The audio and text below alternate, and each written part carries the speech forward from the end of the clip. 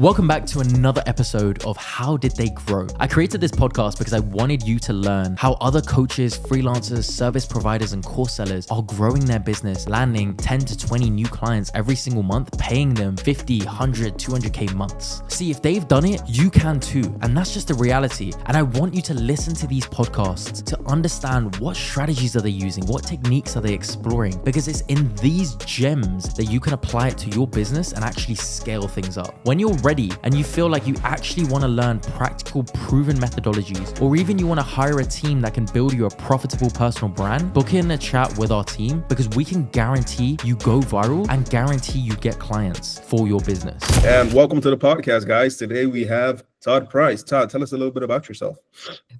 Yeah, so my name is Todd Price. I am a serial entrepreneur from a little bit north of Atlanta, Georgia, and I was in the gym industry for a long time and ended up getting out of the gym industry and becoming an entrepreneur. And once I did that, I was hooked. And since then, I've not only did I meet my wife in the gym, which was good, but I also have built and sold 4 companies. And then I still have 6 or 7 other companies.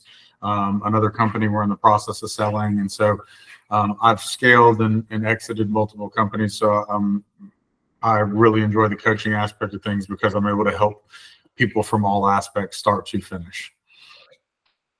I think that's amazing. Tell us, how that came about in terms of like, did you ever do anything corporate? Why did you, choose to stand out from the rest and not take that route? What motivated you? It wasn't really for me. Like I tried to go to college. I went to college for 1 semester. I dropped out. And then, I was in the gym industry, obviously too, while I was in college. I got into the gym industry straight out of high school. And then I really enjoyed the gym industry. It's something that I'm very passionate about still to this day. I love working out. I make sure I train every day. And, I don't bodybuild anymore. I do more MMA now, which is why I got some black eyes. But it's I think it's a way to help with discipline, and I think that discipline transcends over into the business life. And so, being in the gym industry for so long, I got really excited about sales, growing teams of people up under me. And seeing different things that worked and didn't work when it came to both training and having to think outside the box, and then also with sales and having to think outside the box and come up with different. So, that transcended over into business of when I would hit like a speed bump or a hurdle or an issue, or I would have to think outside the box of how do I fix this? How do I solve this problem? How do I make sure this doesn't happen again? And coming from the gym industry and just me is who I am. And also I was a bodybuilder for so long, so my weight would fluctuate crazy. I didn't have clothes that fit me that were, like a suit and tie type person. Like I would fluctuate weights. And I was like, I'm not doing this. Like I just want to be comfortable. I want to wear shorts and a t-shirt or sweatpants and a t-shirt and a hoodie. And that's who I am. That's all you'll ever see me in. If I wear jeans, it's date night with the wife and something that's fancy. So, but I wanted to go something that I could kind of control my own destiny. I feel like everything else was too structured for me, and too in between the lines. And I've just kind of never been that way. And, I feel like anywhere else that I was to go to school or to take a job or to take a career would have limited my potential, and I didn't want to do that. I wanted to grow and create my own path, so to speak, and create my own legacy. That's been something that's been huge for me. I have 3 kids, and I want them at the end of the day, whether I die today or in 100 years, like I want them to be proud of me and hear stories about me and be proud and be able to tell stories about me and be proud. So I think legacy was a big part of it as well. I think that's amazing. And not just that, obviously, entrepreneurs, they I think it's natural. It's instilled. This isn't your path. Some people don't choose to chase it. Some people do. But other than that, the fact that family and the kids is a big motivation. I think that's great. Absolutely. Yeah, man. So, how long did you start the coaching business apart from the gym and all that? How long ago when you started the coaching business? I would say probably a year to a year and a half ago, maybe. Were you on social media before that, or you hopped on for the business? No, I've been on social media for a while. Yeah, so that background. Growing businesses, especially with growing businesses, that was one of the big, because I was never really a computer person or new technology or marketing or anything like that. So when I was growing businesses, I kind of had to figure out a lot of it on my own. And the biggest way that I knew how to market to people was Facebook when I started out. Now, obviously, I've learned a lot since then, but when I started out, it was just all Facebook and doing different ads or memes or posts or pictures or before and afters or whatever. But it was just making sure that it was just consistent in people's faces of a variety of different things, business wise.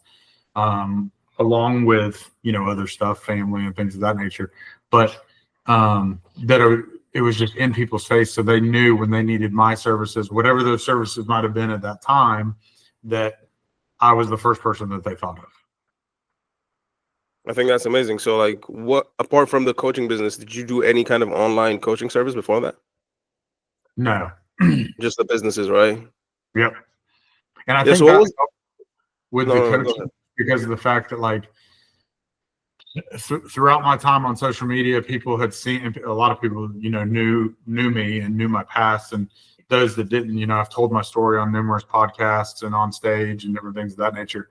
But the seeing how I went from homeless and an addict and didn't have anything, was stealing hot dogs from Quick Trip to eat, to where I am now, people that were in the same industries that I was in really saw that transformation. And then they were like, well, how did he do that? So I think that not only helped my business as a whole because people wanted to come on board to the company because of that, but I think it also helped with the coaching side of things because people were like, this guy figured it out. And I figured it out, but I figured it out the hard way. Just by getting, punched in the face numerous times and learning can't do that anymore, can't do this anymore. So that's why I think coaching is big for me now, just because of the fact that I want people to reach their goals and reach their dreams. And also if I can help them go around those hurdles or those fines or those speed bumps or different things that are going to hinder them or cost them money, that's worth more than money to me, more than weight in gold.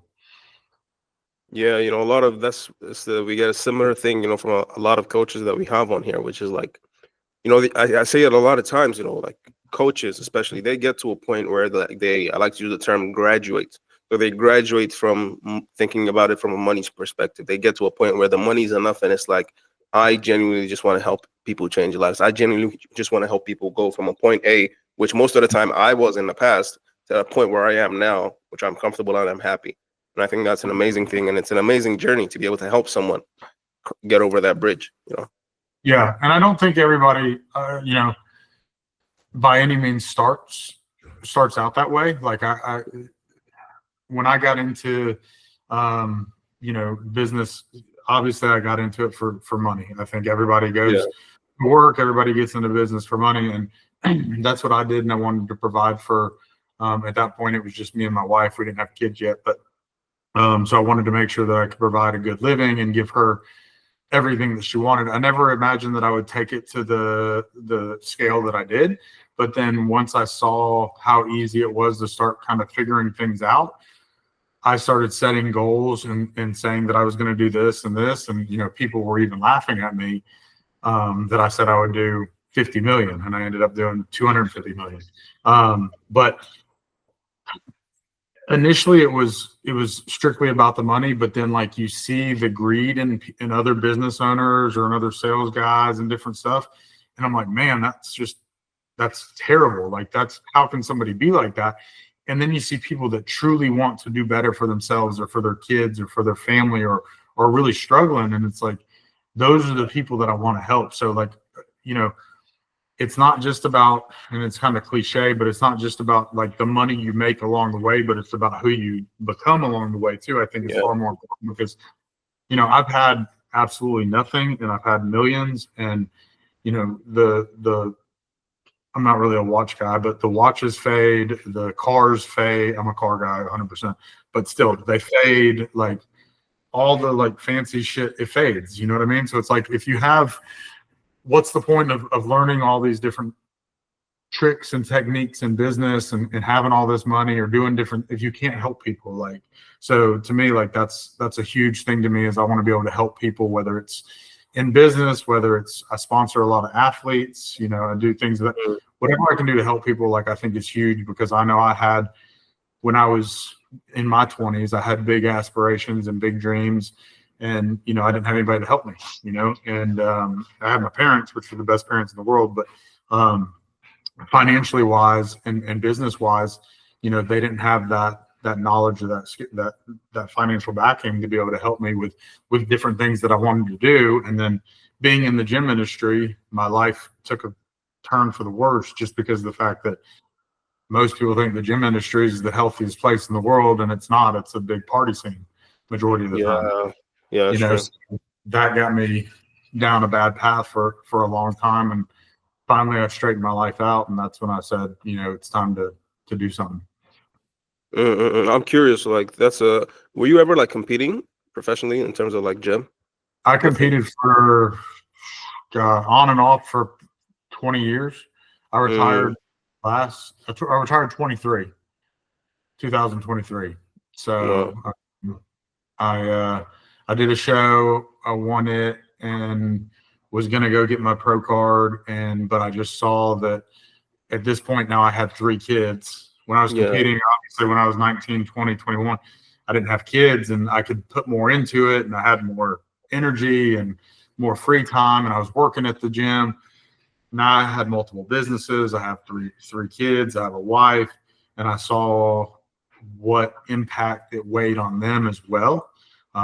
Even though obviously it was a lot on me, and I was getting up at 4 a.m.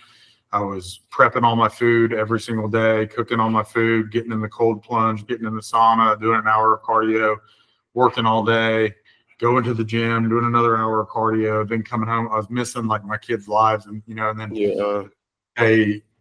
you know, I remember like my daughter would be like, here, you know, try this gummy bear.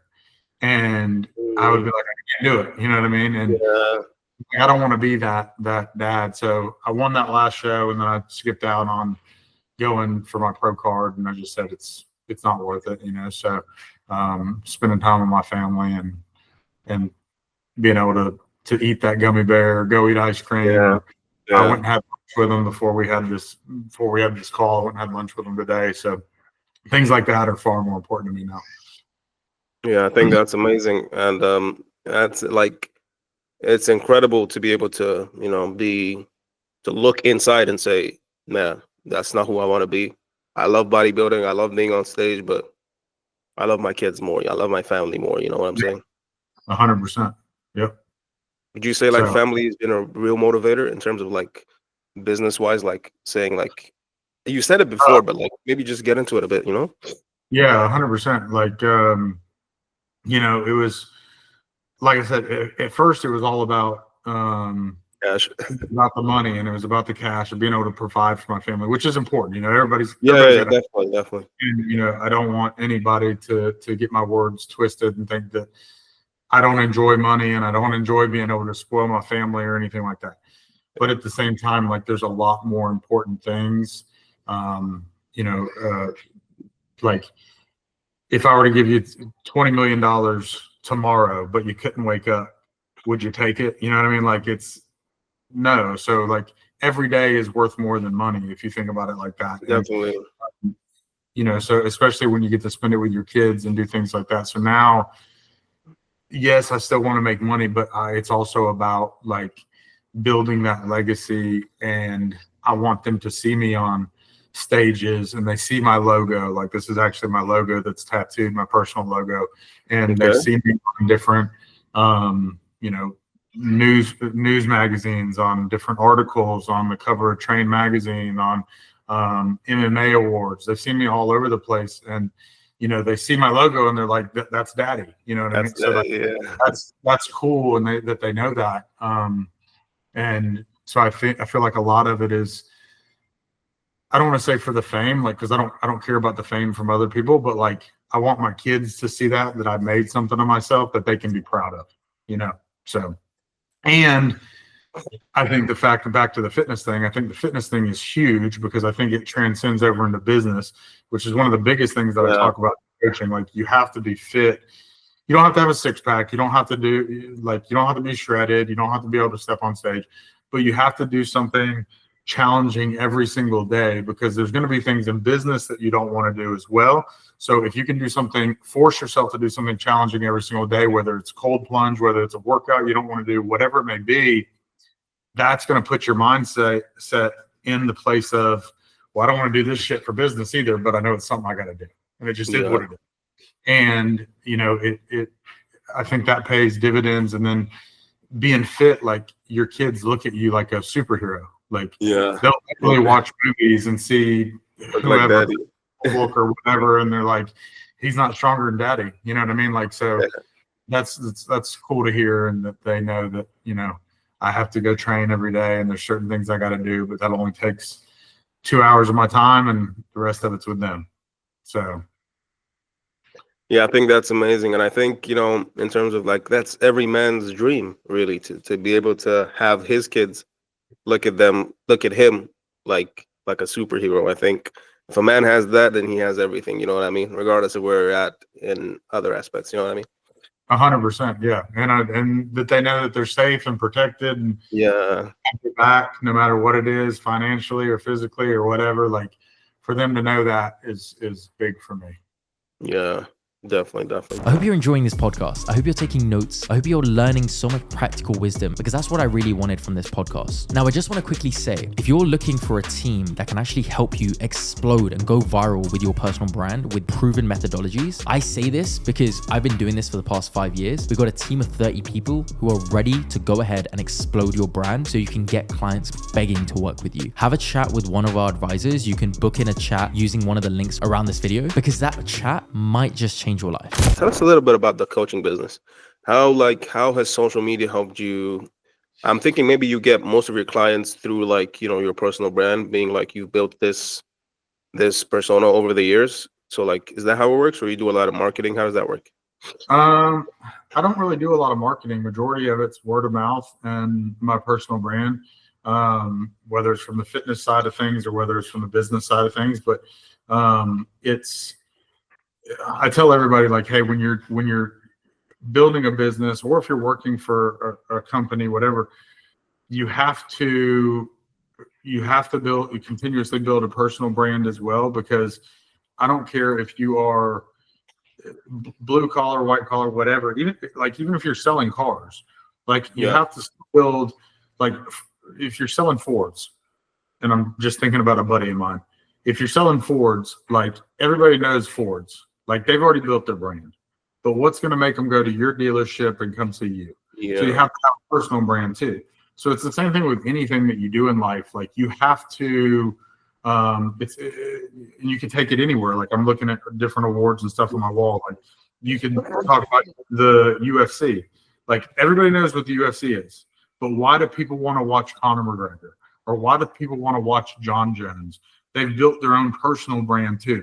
Conor did it through talking shit and being funny, you know? So like you have to be able to do that. And then people are going to want to come to you for whatever it is, whatever those services may be. So like people saw me compete, saw the things that I did. And so they come to me, and I have a nutrition company, a supplement company. So people come to me for nutritional advice and fitness advice. And then I have an array of businesses and people, and I'm always dropping like nuggets of wisdom on Facebook and Instagram and tips and different reels and things of that nature, just on my personal brand. So one, it's building my personal brand, but then two, it's also kind of helping people to where it's getting their mind turning and they want to ask more questions.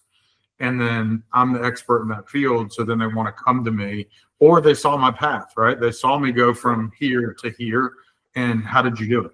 Like, because there's a lot of companies out there that some aren't around anymore and some are still around and been in business for 20, 30 years. And I grew mine in 8 years and went way past them, you know? So I think they see things like that and they're like, how the hell did he do it? You know, and a lot of it's hard work and just putting your nose to the ground and actually just making stuff happen. But a lot of it's thinking outside the box. And, you know, for me personally and some of my business partners, we had a rough past. So it's kind of a bad analogy, but it's the truth. Like when you were in the streets, you always had to try to figure out like how to maneuver and how to get around and get away with stuff that you shouldn't be doing. And in business, it's the same thing. You're going to have stuff pop up that it's like, you can't do that.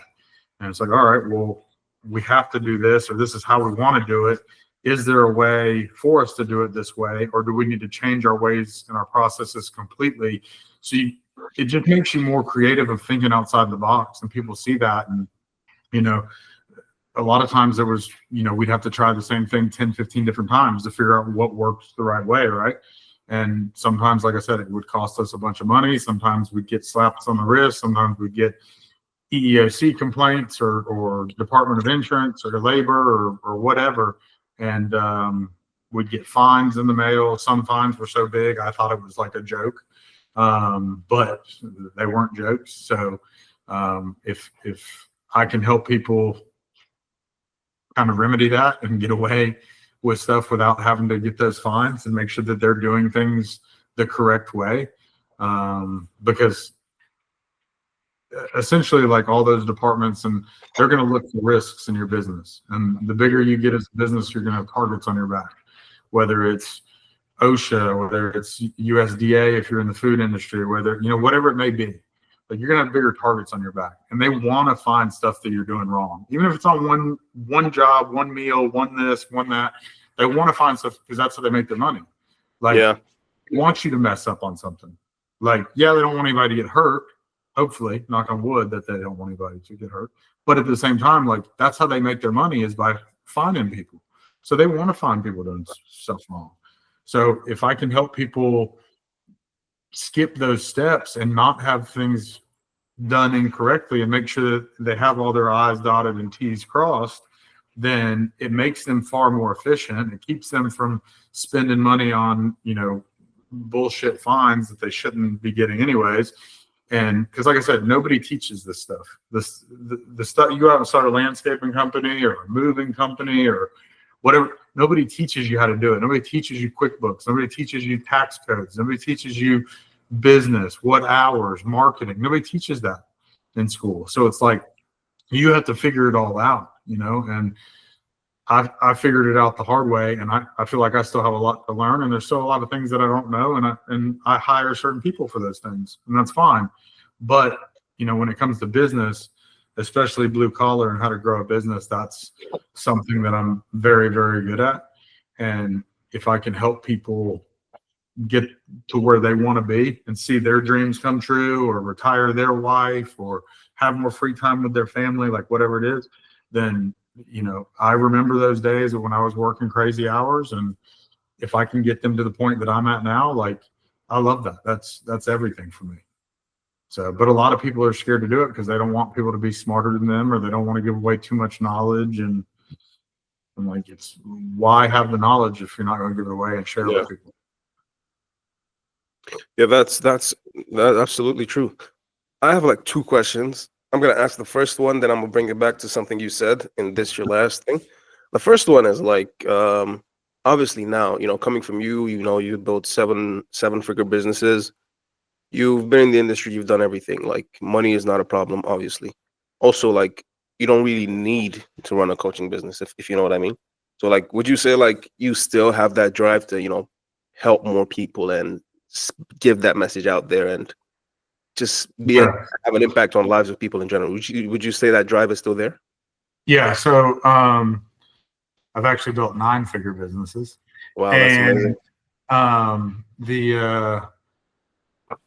When I resigned and essentially retired, I tried to, well, I didn't try, I did it. I hung out with my family every day for like 4 months probably. And after 4 months, me and my wife would take the kids to school together. We'd pick them up together. We'd go somewhere after school. We were going to eat lunch with them. We'd go on their field trips. And I still do a lot of those things. Like I just went and ate lunch with them. I'll go on their field trips and do different stuff. But me and my wife did everything together, which I enjoyed. But at the same time, like I wasn't building anything. And I remember looking at her and saying, like, I feel worthless. And she looked at me like I was crazy and was like, what do you mean? Like, we have multiple houses paid for. Like, we've got cars paid for. We've got a farm full of animals, like living like our dream life. We've got like Highland cows and goats and everything the kids want. Like, we've got good health. We've got a bunch of money in the bank. Like, why do you feel worth? And I'm like, I have to build something. Like, I have to be creative and like build something. Like, even if, and I told her, I was like, I don't care if we open up a coffee shop and make $50,000 a year. Like, you know what I mean? Like, I have to do something and be creative and generate business, or just feel like I'm challenging yourself.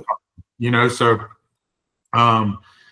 the biggest thing for me was like, what do I want to do? And I was going to open up a gym, and I still might at some point. I don't know.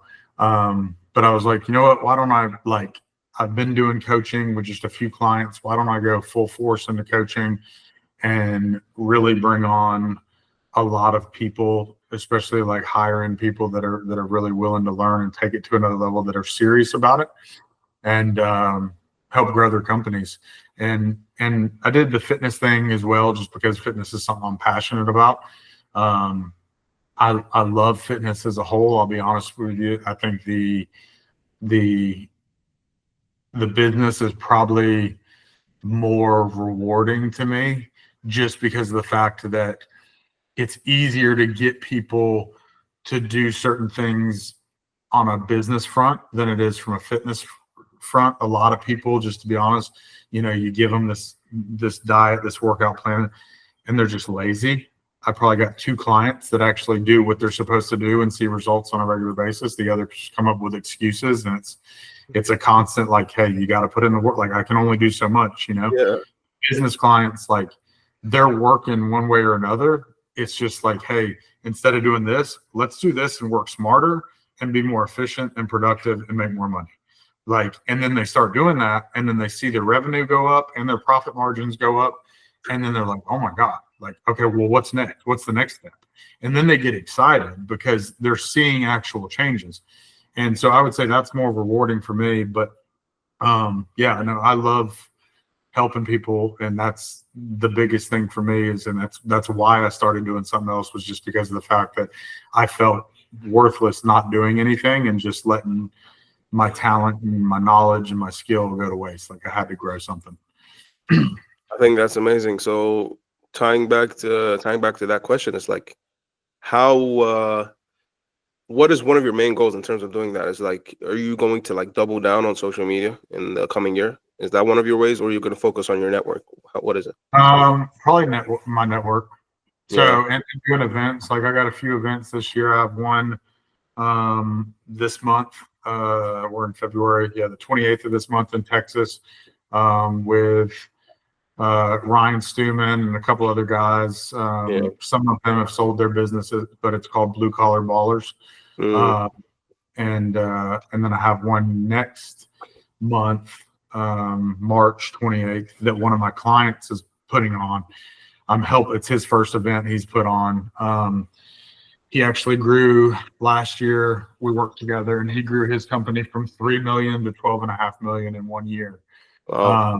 And then, but he's putting on an event, and I'll be there. I'll have some marketing guys there. I'll have Ryan Stuman there. I'll have Brad Lee there. But I've got a lot of connections with,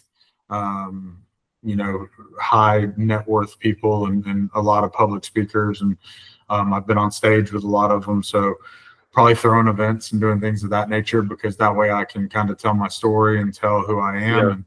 And every time I do that, I kind of have people flock to me, whether it's one person or 100 people. I get some people that come up to me and are interested, and it might be a 5-minute conversation. It might turn into a coaching client, but either way, I get the opportunity to be on stage and pour into people and help people, so it's an experience for all of us, and which I enjoy. I think that's amazing. I think that's great. One thing I will say, like, just is just me, like, I'm just being a little pushy here. What about, like, people who are like, where you were 20, 30 years ago, just dropped out of university and are finding their feet? You don't find those people at those types of events. So what about, you know what I mean? No, you don't. And, a lot of times those people, I try to be set in like my pricing and structure and like be real simplistic. But then when I come across people like that, I'm like, let me help you. Like, I know they can't afford certain coaching costs. I know they can't be at those events. I know. So when I come across those people that really want to ask questions, I'm like, let's sit down and figure something out, because I want to be able to. I think I lost you a bit. You said I tried to do something. I lost you there. Yeah. Oh, like I try to stick to like my pricing and my structure for like coaching, just to simplify things. But at the same time, when I come across somebody that is young, and I think one of the biggest things is they got to be hungry too, right? Because like if they're not hungry for the change, then it's going to be a waste of time for both of us.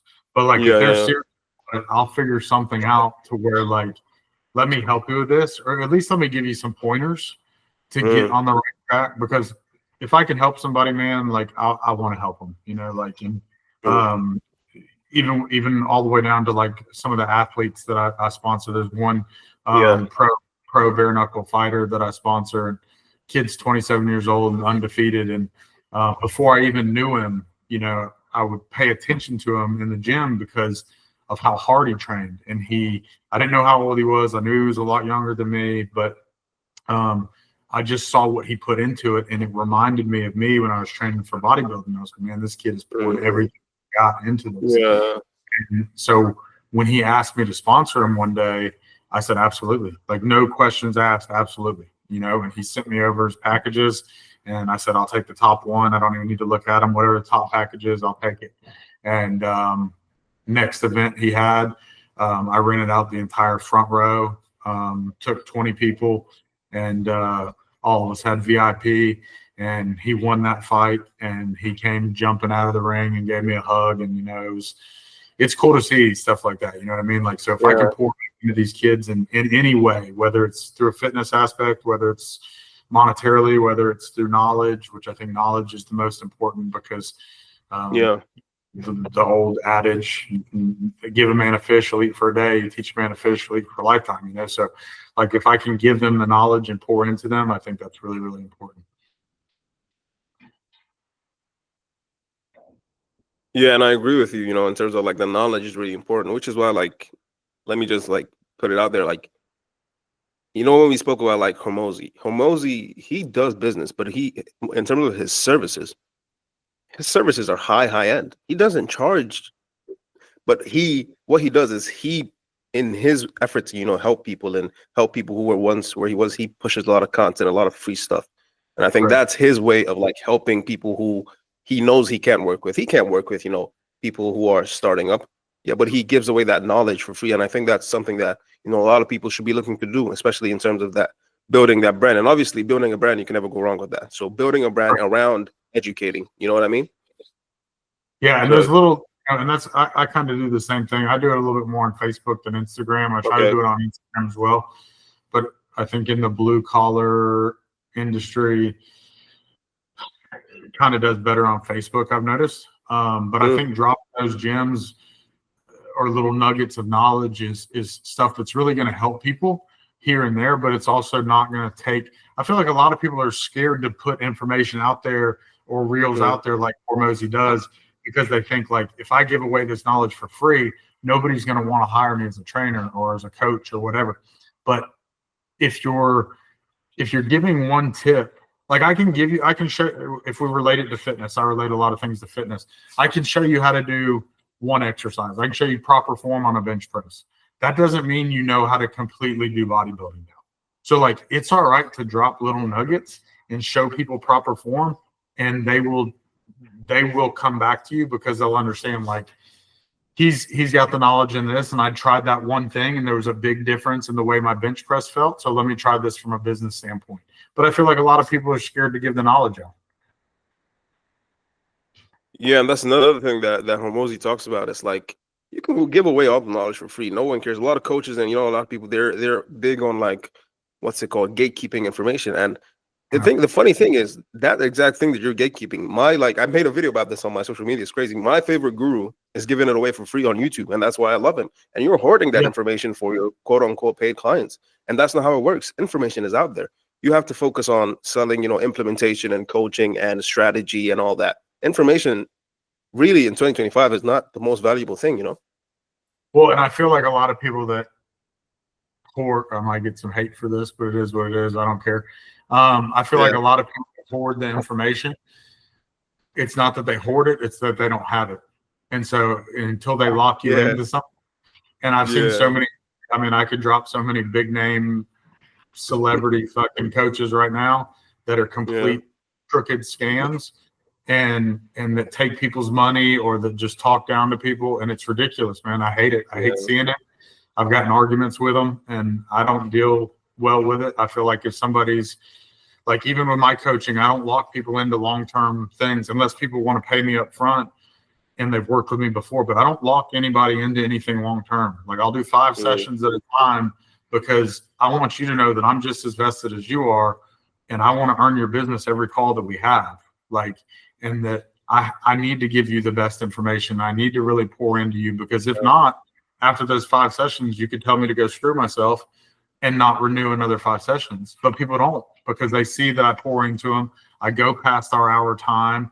If our time runs up, I pick up the phone, I call them. I'm not through talking about that subject. I want to make sure that you understand that subject and that you really know what I'm talking about and understand what I'm talking about. And a lot of people don't do that. It's all about, I'm the coach, I'm the boss, and there's no boss mentality. Like, if you hire me, we're in it together. Like, I feel like it's my company, and I treat it like it's my company.